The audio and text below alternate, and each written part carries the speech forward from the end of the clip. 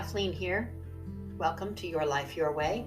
Bringing a solo episode to you today. I'm sitting here on this beautiful sunny Friday here in Aiken, South Carolina. Very grateful for this day, but I'm in my office and I'm struggling a little bit today, as I think probably many of us are. You know, your life, your way. Why? Because your life is a gift. My life is a gift. Everyone's life is a gift. And goodness knows we have been through so much the past couple of years. And today, there is more going on in the world that it's kind of hard to wrap our brains around. I don't want to get into that because it's really pulling at my heart, as I'm sure it is yours. But I wanted to just say how short life is. And as women, we spend way too much of our life worrying what other people think, being, doing how the rest of the world thinks that we should, how we've learned to think that we should. Enough. You know, we're playing small, hiding behind being busy. When did busy become such a badge of honor, become the most important thing in our life? And it's almost as if it's a competition to see, oh, who's the most busy? You know, people pleasing. When did it become more important to please everyone else, but never yourself? We spend a lot of time living in the past, and generally, usually when we're living in the past, we're remembering all the negative things, all the tough things, the painful, suffering things. There was no good. There wasn't anything good for us to remember. You know, or we're too this, or we're too that, or we're not enough. Life is just too short. It's just too short. And your worth, your value is not based upon what you do, the hats you wear, how busy you are.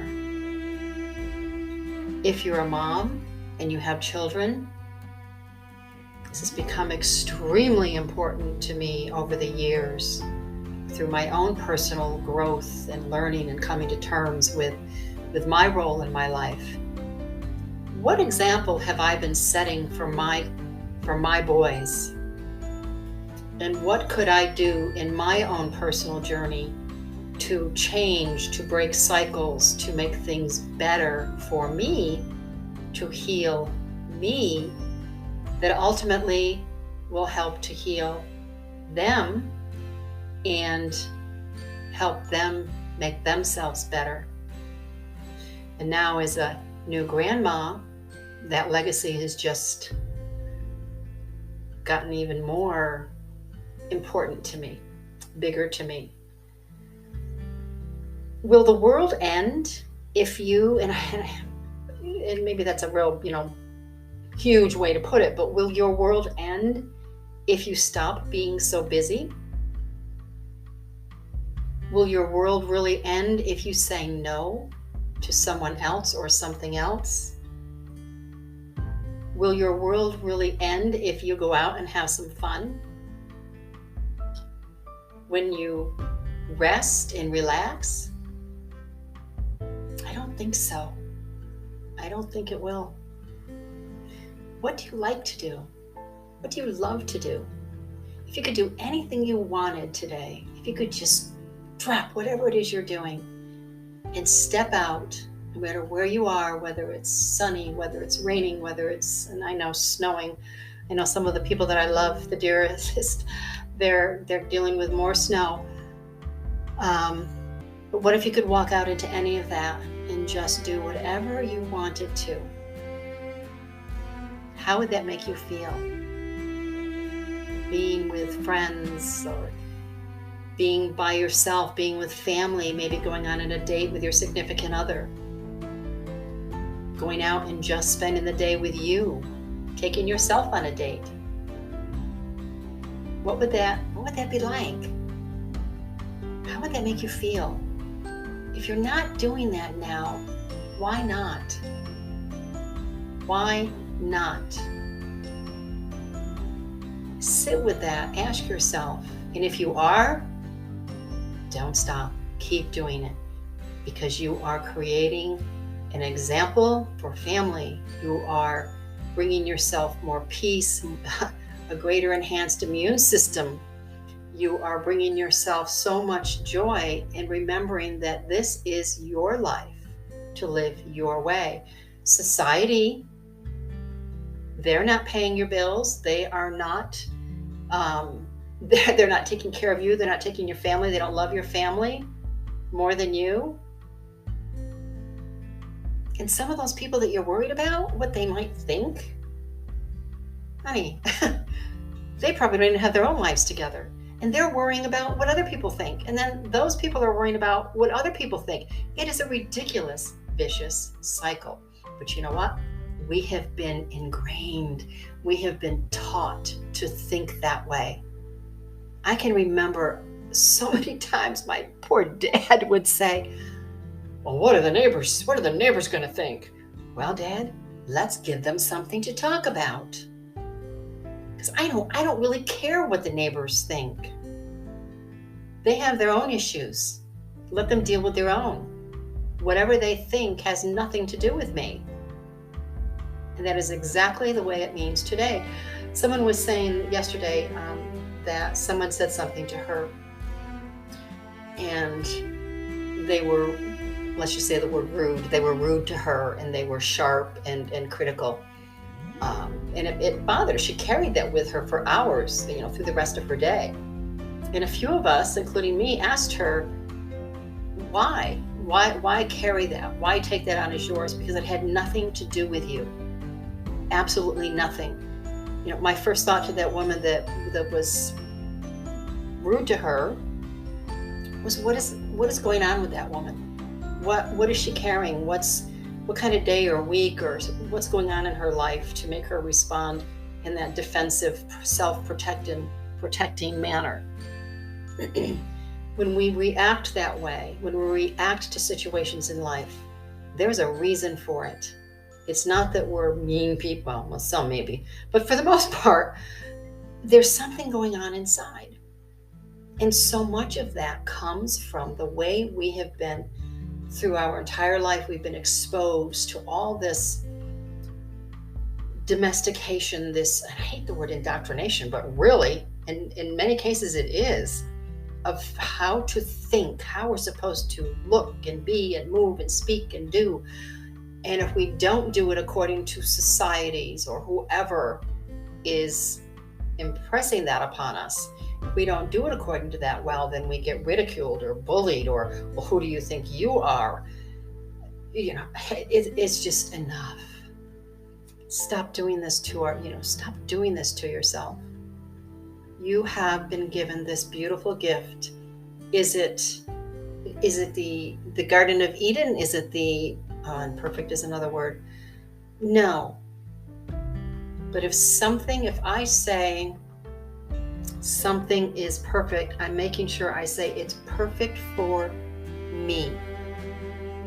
Because my perception of perfect is what's perfect for me, what's good for me, what makes me feel, what makes me smile, what makes me feel good. But that doesn't mean that you're perfect. Patty says, well, I have to do it perfect. Okay, whose perception of perfect are we going to follow? Who's the one because everybody has their own perception, their own idea of what perfect is. So who's that one person we're all going to mold ourselves after? Go ahead, I'll wait. Doesn't it sound ridiculous? So we spend so much time, and I'm just as guilty as far as, especially with in the professional area. Well, some things are supposed to be done this way. Well, biggest challenge, not all of that is me. It's not mine. It does nothing to put me into my work. I'm trying to mold myself into how someone else thinks I should do my work. That's not my work. That's theirs. Can we take ideas and pick brains and mastermind and share and support one another in whether it be professional, personal? Absolutely. But ultimately, the decisions and the choices that we make are our own. Every choice we make is our own. I love it. People say, well, I didn't have a choice. Yes, you do. I didn't have a choice. Yes, you do. Yes, you did. Everything is a choice. If we are worrying about what other people think, it's a choice. If we are playing small, it's a choice. If we are hiding behind being busy, racing through life at 200 miles an hour, it is a choice. Now, there are questions I would ask to all of these. What brought you to that point? But we're not going into that today. Choices are yours to make. When we say we don't have a choice, yes, we do. It's the consequence that comes with that choice. So everything is a choice, and everything has a consequence, good or tough. So today, as again, there is heartbreak in the world, I hope that you will take some time to not just, of course, hug your family or friends, and sometimes remember to tell your friends you love them too. It's okay to tell everybody. If you love them, tell them you do. Hug your children a whole lot tighter. And you know what? Give yourself a hug. Give yourself a hug. Love yourself for where you are right now. I thank you so much for being with me here today. I hope your weekend is wonderful, whether you're dealing with the snow, the rain, the winds, whatever's going on in your world.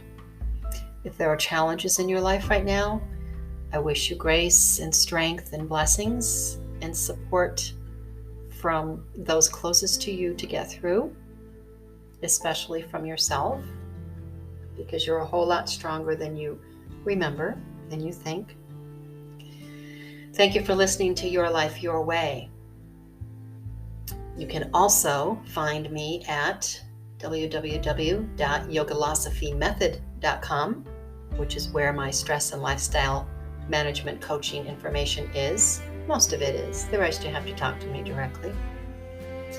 You can reach me via email, Kathleen at yogalosophy.com, and that is YOGI, yogalosophy.com. And again, I wish you nothing but the best. Thank you. Peace and blessings. Namaste.